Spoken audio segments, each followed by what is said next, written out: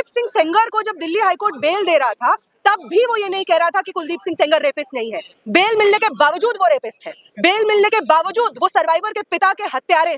Bell मिलने के बावजूद उन्होंने यूपी पुलिस को सर्वाइवर के पक्ष में कंप्लेंट फाइल करने से, इन्वेस्टिगेशन करने से रोका है। इसीलिए बृजभूषण शरण अगर खुद को कुलदीप सिंह सेंगर से दोस्ती महसूस कर रहे हैं, आत्मीयता महसूस कर रहे हैं, तो बृजभूषण शरण अपनी भी असलियत हम सबके सामने रख रहे हैं। सालों साल अपने परिवार को एक के बाद एक होने के बावजूद लगी रहे, लड़ती रहे, पुलिस से लड़े, सरकार से लड़े, कोर्ट्स में जाकर के लड़े। अगर जिनको वो अक्यूज कर रही हैं, उनके रेपिस्ट, उनके मर्डरर सत्ता पक्ष के साथ खड़े होते हैं, उनके उनसे अच्छे रिश्ते हैं, तो उन्हें कोर्ट भी बेल दे सकता है। उन्हें पुलिस उनके खिलाफ एफआईआर दर्ज करने से भी मना कर सकती है। सरकार के लोग, बृजभूषण शरण जैसे लोग उनके पक्ष में स्टेटमेंट्स भी दे सकते हैं। यही हमें एक मैसेज जा रहा है कि अगर इस देश की महिलाएं यहाँ पे सत्ता पक्ष के किसी भी इंसान के खिलाफ आवाज उठाना चाहती हैं, तो इस देश में ना कानून व्यवस्था उनकी सुनेगी, ना पुलिस सुनेगा, ना प्रशासन सुनेगा। बीजेपी के तमाम नेता उनके सपोर्ट में आ गए हैं, कह रहे अच्छा हुआ पर देरी से आया। जो उनके सपोर्ट में आए हैं उनमें से एक बृजभूषण शरण है, जिनको दयाशंकर है, ओपी राजभर है। इन तमाम लोगों को शर्म भी नहीं आती है। बृजभूषण शरण के माथे पे शिकन नहीं है। वो कह रहे हैं कि कुलदीप सिंह सेंगर के साथ षड्यंत्र हुआ था, जैसे मेरे साथ हुआ था। अब उनको बेल मिल गई है तो ये न्याय हुआ है।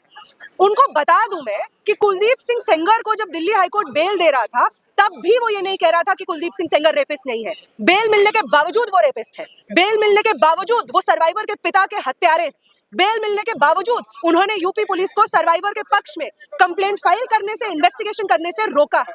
इसीलिए बृजभूषण शरण अगर खुद को कुलदीप सिंह सेंगर से दोस्ती महसूस कर रहे हैं, आत्मीयता महसूस कर रहे हैं, तो बृजभूषण शरण अपनी भी असलियत हम सबके सामने रख रहे हैं। पीड़िता को प्रोटेस्ट नहीं करने दिया जा रहा है, दिल्ली पुलिस बड़ा बुरा बर्ताव कर रही है उनके साथ। बिल्कुल आप सच कह रहे हैं। जिस दिन बेल मिलती है उस दिन सर्वाइवर इंडिया गेट पे जा करके वहां पे बैठी हुई रहती है अपने मदर और योगिता भयाना के साथ में, और पुलिस उनको बहुत बर्बरता से डिटेन करती है। कल हम लोग संसद भवन के बाहर खड़े रहते हैं, कुछ ना नारे लग रहे हैं, सिर्फ एक बैनर के साथ हम वहां पे खड़े हैं, हमें डिटेन कर लिया जाता है और जब हमें मंदिरबार पुलिस स्टेशन ले जाया जाता है, वहां पे सर्वाइवर और उनकी मदर जब आती है तो उनकी मदर बताती है कि उनको इंडिया गेट पे जब पुलिस डिटेन कर रही होती है तो कितनी चोटें आई हुई रहती है। तो पुलिस, और इतनी मजेदार बात है, जो महिला कांस्टेबल्स हैं जो हमें डिटेन कर रही होती है, हमारे कपड़े ऊपर कर करके घसीट रही होती है हमें बस में डालने के लिए, वो जब बस में एक बार चढ़ जाती है तो वो कहती है कि नहीं नहीं, बिल्कुल रेप नहीं होना चाहिए किसी के साथ में, लेकिन आप समझिए हम अपनी वर्दी से भी तो बातें हैं, हम पे भी तो कोई रूल्स लागू होते हैं।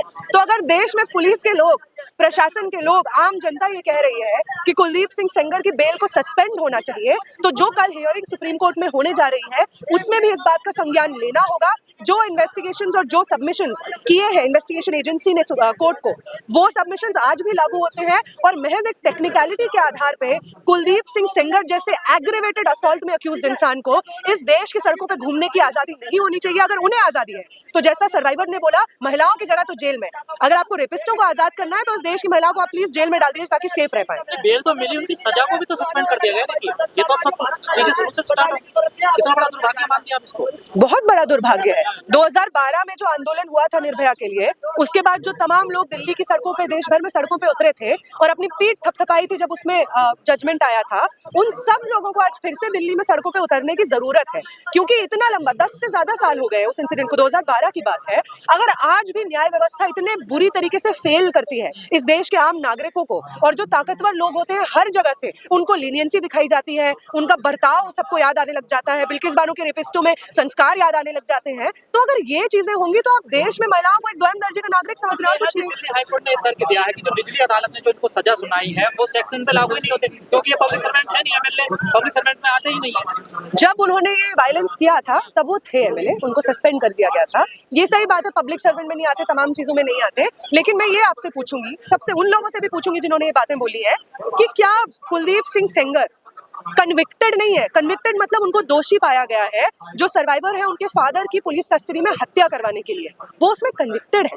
10 साल की सजा भी 10 साल की सजा उसी लिए काट रहे हैं। आप देखिए, इतनी आयरॉनिकल बात है, जो लोग उनकी बेगुनाही के कसीदे पढ़ रहे हैं वो लोग कह रहे हैं कि देखिए उन्हें तो बेल मिल गई, वो तो अभी जेल में ही है ना, तो ऑब्जेक्टिवली तो बाहर नहीं आए, आप क्यों प्रोटेस्ट कर रहे हैं? वो व्यक्ति जेल में इसलिए है क्योंकि उसके ऊपर इतने सारे केसेस हैं कि एक केस में बेल मिलने के बावजूद उसे जेल में अपनी दिन गुजारने पड़ रहे हैं। इतना बड़ा अपराधी है वो व्यक्ति, इन्वॉल्व रहता है इन्वेस्टिगेशन को डिरेल करने में, वो व्यक्ति इन्वॉल्व रहता है इस चीज में कि यूपी पुलिस कंप्लेंट ही ना ले।